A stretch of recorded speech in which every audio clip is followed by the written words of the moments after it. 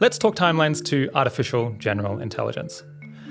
In late 2024 and early 2025, after OpenAI put out the first ever set of reasoning models, that is O1 and O3, short timelines to transformative artificial general intelligence swept the AI world. But then, in the second half of 2025, a strange thing happened.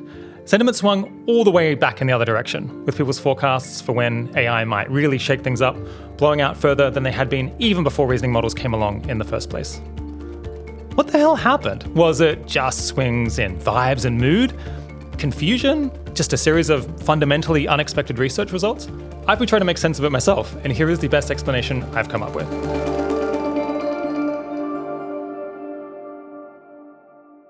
The reasoning models like O1 and O3 seemed to have a big impact inside the AI companies as well as in the public outside of them. Sam Altman declared in January last year, "We are now confident we know how to build AGI." And Demis over at DeepMind, who's normally more circumspect, he said he thought AGI was probably 3 to 5 years away.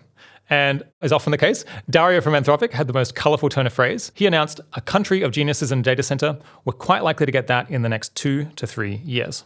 We also saw huge levels of popular coverage of the AGI scenario known as AI 2027, in which AI research and development is fully automated in 2027. And that then leads in the story to a powerful recursive self-improvement loop and a so-called intelligence explosion. I think the massive coverage and engagement with that story definitely shifted the vibes as well. Even at 80,000 Hours, where I work, made a video about the AI 2027 story that got a stupid number of views. I'm not going to say exactly how many because I'm sure it will have gone up a whole bunch by the time we post this. To an extent, all of this hype ran a touch ahead of what people actually believed. When they put out the AI 2027 scenario, the writers, who are absolutely as bullish about AI as you can reasonably get, they still thought that we wouldn't get a superhuman coder in reality until a year and a half after what actually happens in their story. But people really did get a lot more excited and then change their minds back again. So let's take a tour of some of the technical factors that drove that. I think it's no mystery why lots of people, absolutely including me, got super excited about reasoning models when they arrived. When they landed, it just suddenly felt like they could suddenly do so many things that the previous generation of AI failed horribly at. But what made the shine wear off as time went on? Well, the hope among people inside the industry and among AI enthusiasts had been that reinforcement learning on domains that are easily checkable, things like mathematics and coding, that would generalize to other messier domains where it's a lot harder to say and to check if someone has actually done the right thing or gotten the right answer.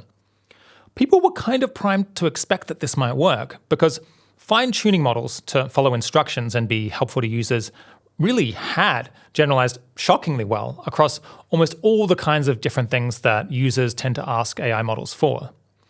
But as 2025 wore on, it became apparent that the same thing wasn't really happening here with reasoning generalization. The reasoning models that had been optimized to reason were a lot better at math and logic and coding, but they weren't suddenly able to extrapolate from that to go and book you a flight, say, or go away and organize an event that actually works. A senior staff member at an AI company recently told me that for them, this overall experience actually updated them towards longer timelines to artificial general intelligence. Because until then, that possible generalization from easily checkable to non-checkable domains had been one plausible path to really rapid, perhaps unexpectedly rapid capabilities gains. And now he saw that was basically ruled out. A lot of people think that this autonomy issue is changing right now with the arrival of Anthropic's Claude Opus 4.5 and Claude Code, and as of January 2026, Claude Cowork. But even if that does pan out as much as people are hoping and some people are expecting, it'll be because Anthropic trained its models on these autonomy tasks specifically, not because of magical generalization from reasoning tasks that we had originally hoped would get us those kinds of capabilities sort of for free. So there are two big ways that reasoning models got so much better at solving a particular kind of problem. One was actually being better at reasoning, basically being smarter and more logical and able to maintain a thread for a decent amount of time. And the other was that they were given much longer to think through each question they were asked, where previous models had mostly not been given thinking time at all. They'd more or less just had to blurt out the first thing that popped into their head when they were asked a question. Early on with reasoning models, it was kind of hard to tell how much work was being done by the first thing, actually being smarter, versus the second thing, so-called inference scaling. And that question mattered enormously because it's really expensive to have LLMs think for a lot longer every single time you want them to answer something. The thing is, we could get this big proportional increase in thinking time in 2024 and 2025 because we'd basically been starting from zero.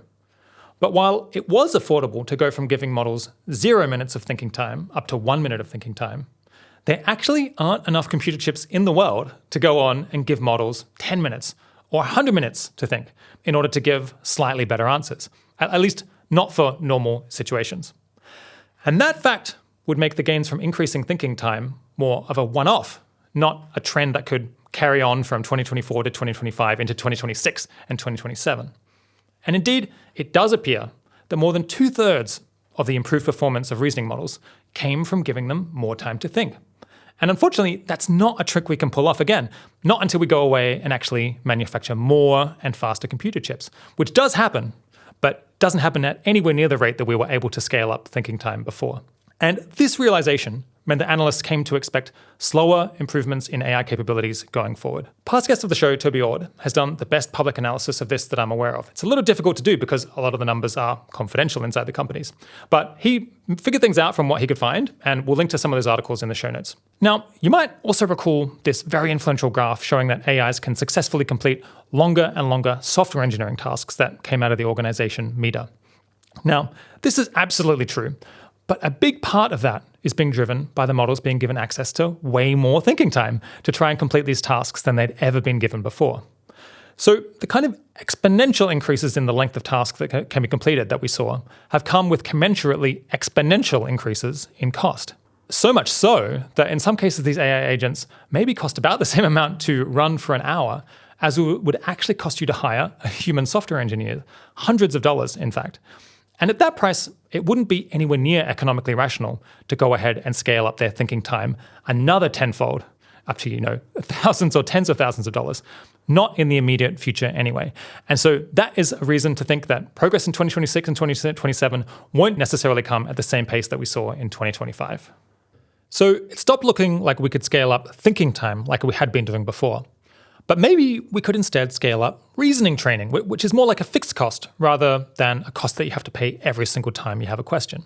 Unfortunately, that turned out not to be working as well as people had hoped in early 2025 either. It's hard to pin down exactly because the details of AI model training are super commercially sensitive, that they don't literally publish the numbers that you might want to have. But Toby Ord estimates that the compute efficiency of this kind of reinforcement learning might be literally 1/1,000,000th as high as it was back in the predict the next word era or the pre-training era. That is a huge penalty, as you can imagine. The trouble with the method is that reinforcement learning works by having the AI generate lots and lots of attempts to solve a really difficult coding or maths or philosophy problem. And whenever it does manage to get the right answer, we say, great, yes, do more of whatever you were doing that time around. This clearly does work. The models did get much better in these domains. But it requires a lot of computation to squeeze out a relatively modest amount of education or learning. The reason is that unlike with training models on accumulated human knowledge scraped from books or internet posts or GitHub or whatever, here it's the AIs themselves that have to make the content they're attempting to learn from, which includes making vast numbers of garbage failed attempts to solve problems that ultimately go nowhere. And then at the end of each of these attempts, all the AI gets is, you got the right answer or you got the wrong answer. But often they've been reasoning for hundreds of pages. What part of the reasoning that it went through was the part where it went wrong and went off in the wrong direction? Or what part was the section where it made the breakthrough that led it to get the right answer? And it gets no guidance on that kind of thing. Someone memorably described all this as an AI trying to suck intelligence through a tiny straw. And the bottom line is that we got a big boost in capabilities by taking this kind of reinforcement learning in confirmable domains from nothing to where it is now. But we just don't have the computer chips around in the world to scale up reinforcement learning another 1,000-fold in order to get another similarly large leap in performance. Let's recap. Yes, we did get a big performance boost by scaling thinking time, and we got a lot of value out of scaling reinforcement learning in maths and coding and so on. But as these other facts that I've been talking about became apparent through 2025, people stopped believing that progress would remain as fast in 2026 as it had been up until then. And that led to a wave of pessimism. So I've been trying to explain why I think people's opinions shifted. But if I'm honest with you, I don't think that I really am that confident that the line of reasoning is right. And that's because the AI companies always scale up one thing to improve performance until it hits diminishing returns, but then they find something else to scale up. They famously massively scaled up the compute that went into training models to predict the next word, and that worked great, but then it started to hit diminishing returns as they had scaled it up 10, 100, 1,000-fold. But then the bigger focus became scaling up reinforcement learning from human feedback to make the models act more like helpful assistants that actually did things for you. And that worked great. It made a big difference until it also started to hit diminishing returns. So then they naturally moved on to throwing compute at inference scaling and reinforcement learning for reasoning, as I was just describing. Each individual thing, as they scale it up 10, 100, 1,000, 10,000-fold, it always kind of the returns peter out. But so long as there's always something else to move on to, then the big picture trend will remain one of steady improvement like we've seen before. I'm sure their research teams are feverishly working to figure out other ways to efficiently convert computer chips into smarter and more useful and more capable AI models. That's the entire job of their research. Will they succeed again for the fourth or fifth time? Or have they kind of run out of tricks for now and we might have a couple of years to wait? That is the fundamental unknown that everyone, both inside and outside the companies, is more or less forced to repeatedly speculate about until they either do or they don't. So those were some technical updates, new technical results. But there are a lot of worries that people have always had that also became more salient in the second half of 2025. Here are a couple that stand out to me. First, there was an ever-growing gap over that time between what AI models seemed like they could do in demos and how much they were actually upending most workplaces and the world around us and our personal lives. This peculiar situation was summed up by the podcaster Dwarkesh Patel as AI models keep getting more impressive at the rate the short timelines people predict, but more useful at the rate that long timelines people predict. And I think this growing gap basically made people begin to just trust their own judgment about how much something that seemed really impressive on the screen when they were talking to it, how much that could actually make a difference and increase productivity in real-world situations. One reason for that failure to transfer to real applications could be the second point. AIs just clearly do not learn in the same way that humans do. Whatever our weaknesses, humans really do quickly get a lot better at stuff with just a couple of samples, basically. And we also just build up and accumulate new knowledge and new skills over time. And because AIs just don't at all do that, that means that unlike with a new human hire, they don't get way more capable in the first few months working in a job as they figure out what works and what doesn't. They kind of they plateau really quickly. Some people think that cracking this so-called continual learning is the key to unlocking way more usefulness from AI. But notably, we kind of didn't see much visible progress on that in 2025. So for some people, that was also a bearish indicator. Finally, let's talk about automation of AI research and development in particular. That looms especially large in this conversation, because if you can fully automate that, then maybe you would set off a recursive self-improvement loop where AIs, they design better AIs, they go on to design better AIs, and pretty quickly humans kind of fade into the background and are progressively barely involved in AI development. In my opinion, and I think most people's opinions, it would be a really big deal if you could pull off fully automated AI research and development. But as people swung towards pessimism, a few arguments resurfaced and got a lot more discussion as to why AI getting better at software engineering in these task timelines studies, why that may not lead to a fully automated AI research and development, particularly soon at all. First, AI companies, they're mostly not made of software engineers. So there's a lot of other stuff that's going on. In particular, in this case, in the case that we're thinking of, other aspects of thinking about and experimenting on artificial intelligence that just are not software engineering. So even if software engineering, the thing that we're testing in these benchmarks, became effectively free and unlimited and instant to do, arguably the whole process of AI research and development would pretty quickly get bottlenecked somewhere else and might only have been sped up quite modestly. Secondly, as we improve AI, it gets harder and harder to find further improvements because, like with all similar things, we've plucked the low-hanging fruit.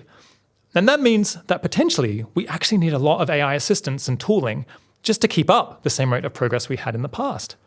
So if you observe that an AI company is now starting, almost all of its code is being written by AI, 90%, 95%, well, maybe all that's doing is allowing them to stay at the same research speed that they had before, not get faster, as you might kind of naively expect when you first hear that. This last point can be pretty material. It can pack a punch. The people behind the AI 2027 scenario, they missed this factor in their first round of modeling a year ago. And factoring it into a recent update pushed out their timelines by 1 to 2 years, which for those folks, given how quickly they're expecting things to progress, that actually is quite a large adjustment. So what was the upshot of all of these updates I've talked about so far? At the start of 2025, forecasters on the prediction market Metaculus, they forecast the arrival of strong AGI in July 2031. So I guess they were medium timelines, folks. That forecast has since moved out to November 2033. So that's a 2.5-year extension that occurred over the course of 1 year, which I think is a fair reflection of the mood in the AI industry. It's not cataclysmic, it's not like an enormous delay, but people definitely they started to think things are going to take a couple of years longer than they had at the start of 2025. One thing worth knowing and squirreling away in your memory, if you haven't heard it already, is that 2028 to 2032 window might be quite a make or break period for developing AGI or recursively self-improving AI. The reason for that is that up until that point, the AI industry will have been able to expand the inputs going into it a lot just by sucking in computer chips and electricity and technical stuff that were previously going towards or working on non-artificial intelligence related things. But if current rates of growth of those inputs continue, by 2032, AI will already be a huge fraction of all of the computer chips and electricity and tech staffing. There just won't be that much slack left for them to absorb from the rest of the world. And by that sort of date, financing could even get kind of tricky by then, because the next scale up might be a single AI model that costs $1 trillion to train or $10 trillion to train. If AI hasn't by that point really blown people away and convinced investors that it's going to replace human labor on a massive scale, there is a lot of money to be throwing at something, not knowing whether or not it's going to pan out. That's not to say that even if it didn't happen by 2032, that we wouldn't go on and develop AGI eventually. I think almost certainly we would. We'd probably just be in for a bit of a slower grind. And it'll be a grind that's driven above all by getting access to more compute, by building more fabs that manufacture computer chips, and by manufacturing more chips and making each of those chips more efficient. And that is a rapid progress in the scheme of ordinary things, but not as fast as we've been able to expand inputs of all of these different kinds so far. I've been trying to make sense of why it is that technology people, they brought forward the AGI timelines a whole lot in early 2025, and then in the second half of the year pushed them out a whole lot again. But out in broader society, you can find a whole separate narrative about AI that feels like it barely interacts with anything that I've been discussing. It's a narrative that I think particularly circulates among media and academic types. And the story that it tells is that GPT-5 was a massive failure that showed AI progress has more or less stopped. In any case, AI doesn't make people more productive. It's basically useless. And on top of that, it costs more to deliver than people are willing to pay for it or are paying for it now. And perhaps the AI companies might be on the verge of bankruptcy any day now, so bad is their business model. It's a perspective that I think is clearly completely misguided. And I'm going to give you 5 reasons why I think that. Firstly, the Epoch Capabilities Index. Epoch is this great think tank. They collect lots of data about AI capabilities, inputs, all of that. You should definitely check them out if you're interested in this topic. The Epoch Capabilities Index tries to look at as many different AI models as possible on as many different capabilities benchmarks as possible, going back as far as we can measure, rather than cherry-picking individual results. And it finds that, if anything, AI progress has sped up in recent years.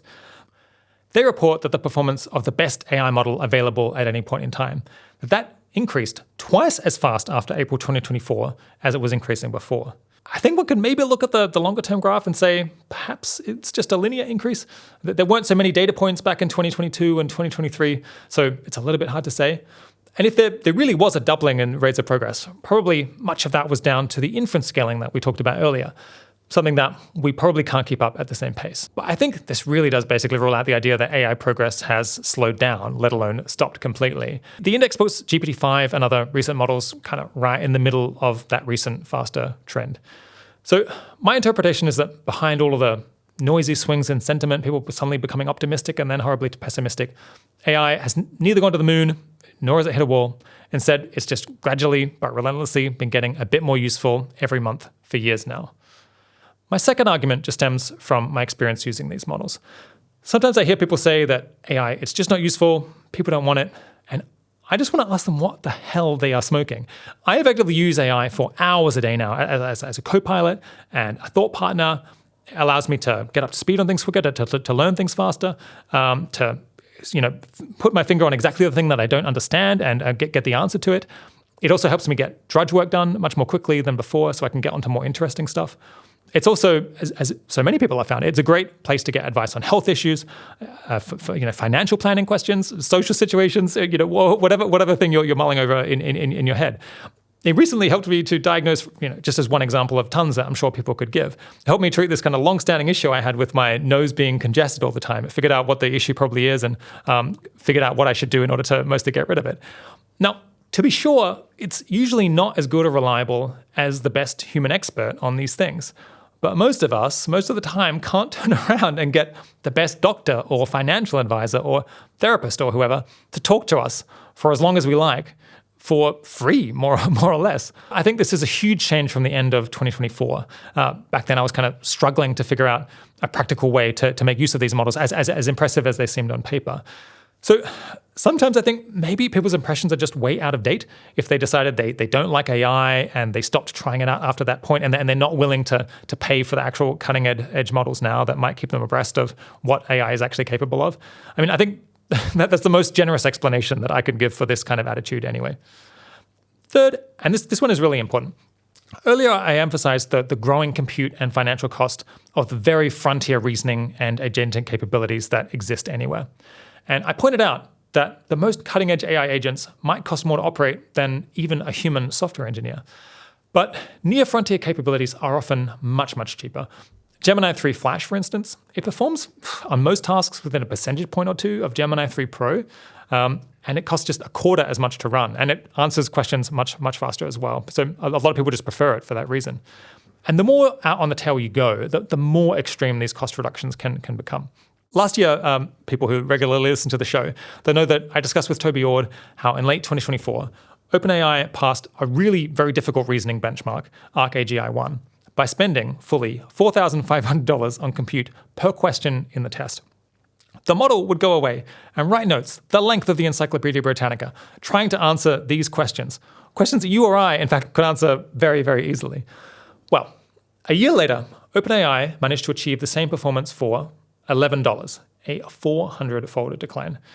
So basically, there is a very steep cost-performance curve at the frontier, but most of us don't need the absolute frontier. And even if we do, costs at that frontier are falling incredibly quickly.